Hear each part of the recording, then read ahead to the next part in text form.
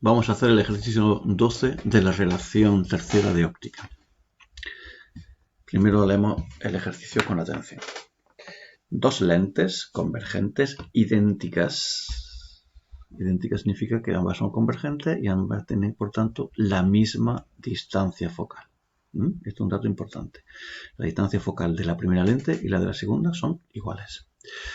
Están separadas entre sí a una distancia de 16 centímetros. Cuando un objeto se sitúa a una distancia, a una cierta distancia, o sea, hay una cierta distancia a la que al colocar un objeto de la primera lente, entonces cada una de ellas opera con un aumento lateral de -1. Es decir, para un determinado valor de S, el aumento lateral de cada lente es -1. O sea, el aumento lateral de la lente 1 sería -1 y el aumento lateral de la lente 2 sería también -1 para esa cierta distancia S. Como sabéis, el aumento de una lente depende de la distancia a la que se coloque el objeto, ¿no? Bien. Pues vamos a calcular la potencia de esas lentes. Bueno, aquí hay un pequeño esquema. Lo que está diciéndonos es que si hay una cierta distancia, que si yo coloco el objeto a una cierta distancia, entonces la primera lente va a invertir su tamaño, o sea, va a darle la vuelta manteniendo el tamaño, y la tercera lente, la segunda lente va a hacer exactamente lo mismo. Luego el aumento lateral total va a ser 1. Pero el tema es que yo quiero saber cómo tiene que ser la distancia focal para que ocurra eso. Para que al colocar la lente, un objeto a una cierta distancia, la primera lente le dé la vuelta y la segunda le vuelva a dar la vuelta, siendo la distancia entre las lentes de 16 centímetros.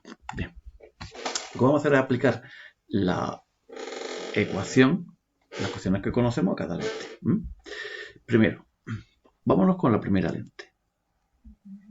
El aumento lateral de la primera lente es la relación entre la posición del objeto, perdón, de la imagen de la primera lente y la posición del objeto. Pero sí que ese aumento lateral de la primera lente va a ser -1. Por tanto, yo de ahí puedo deducir que para la primera lente la imagen se va a formar al otro lado o sea, la distancia imagen es igual a la distancia objeto cambiado de signo.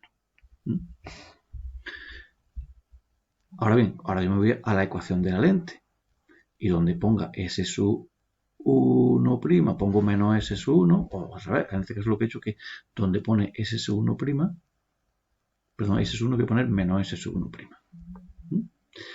Este menos y este menos se convierte en un más, o sea, esto es lo que he hecho, es lo siguiente, para que se vea claro. 1 partido S sub 1' más 1 partido S sub 1' es igual a 1 partido por F sub 1', puesto que este menos y este menos hacen esto más, ¿no? Eso al final es 2 partido por S sub 1'. Y por tanto de ahí sale lo de aquí arriba, ¿no? Que S sub 1' es igual a 2F sub 1'. Vámonos ahora a la segunda lente. Vamos a hacer exactamente igual a la segunda lente. De nuevo, en la segunda lente sabemos que el aumento lateral es el cociente entre la distancia imagen y la distancia objeto. Y sabemos que el aumento lateral también es -1, por tanto podemos calcular esto, ¿no? La relación que sale exactamente igual que antes, porque las lentes son iguales y están comportándose igual. Bien, ahora aplicamos la ecuación de la lente a la segunda lente. Igual que antes, donde ponga S sub 2. S sub 2 estoy poniendo menos S sub 2'. Y por tanto sale lo mismo que antes. O sea, exactamente igual que nos salía para la lente número 1, nos sale para la lente número 2. Da cuenta, para la lente número 1 sería que S sub 1' era 2F sub 1', y para la lente segunda sale que S sub 2' es igual a 2F sub 2'. Bien. Ahora bien, yo sé que F sub 1' y F sub 2' son iguales porque son la misma lente. Por tanto, S sub 2' y S sub 1' tienen que ser iguales. ¿Por qué? Pues porque dice aquí que S sub 1' es el doble de F sub 1', S sub 2' es el doble de F sub 2', pero resulta de que f1' y f2' son iguales, luego s1' y s2' tienen que ser iguales. Y a su vez, como aquí dice que s1' es menos ns1, menos s1, y s2' es menos s2, pues si s1' y s2' son iguales, también s1 y s2 son iguales. Eso es lo que estamos diciendo aquí. En definitiva, todas las distancias son iguales. O solo que unas son positivas y otras son negativas. Pero recordad que la distancia entre las dos lentes es S1' más S2 en valor absoluto. Lo que es lo mismo. Que 16 centímetros es el doble de S1'. Y por tanto, S1' es 8 centímetros. Eso implica que S2' va a ser también 8 centímetros. Y que S1 va a ser menos 8 centímetros y S2' va a ser menos 8 centímetros. Una vez que yo sé eso, que son 8 centímetros, o sea, lo que nos está diciendo en definitiva es que esta imagen se forma justo en la mitad. Esto es 8 y esto también es 8. Eso es lo que estamos diciendo. Y esta distancia debe ser 8 también. Y esta también es 8. Eso es lo que estamos diciendo. Todas las distancias son 8. Es decir, que realmente esta imagen se forma justo en la mitad. Justo en la mitad de las dos lentes. Eso es lo que hemos calculado, ¿vale? Bueno, una vez que sé yo eso, pues ya puedo calcular la potencia de la lente. Porque sabemos, por ejemplo, que S1' es el doble de la distancia focal. Luego la distancia focal va a ser S1' entre 4, perdón, entre 2, pero S1' recordad que era 8. Luego F1' vale 4. La distancia focal de la primera lente vale 4. Y la de la segunda lente también vale 4, evidentemente. ¿Y cuál es la potencia?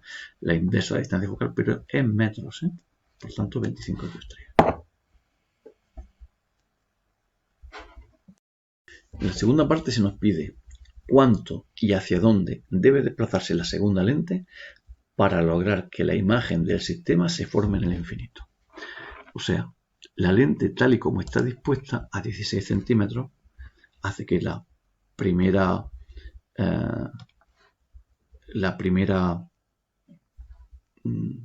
lente le dé la vuelta y la segunda le dé la vuelta, ¿no? Pero yo ahora quiero que esta lente, la segunda lente, la voy a colocar en otro sitio, o sea, la voy a quitar de aquí. Por tanto, esta distancia ya no va a ser 8 y esto tampoco va a ser 8. Y quiero colocarlo en un sitio tal, por ejemplo aquí, vamos a poner aquí, pero para que nuestra imagen se forme, o sea, no se forme, o lo que es lo mismo, que se forme en el infinito. O sea, lo que quiero es que S2' sea infinito. Lo que vamos a calcular es, entonces, cuánto tiene que valer S2 para que S2' sea infinito. S1 sigue siendo menos 8 y S1' sigue siendo 8, ¿eh?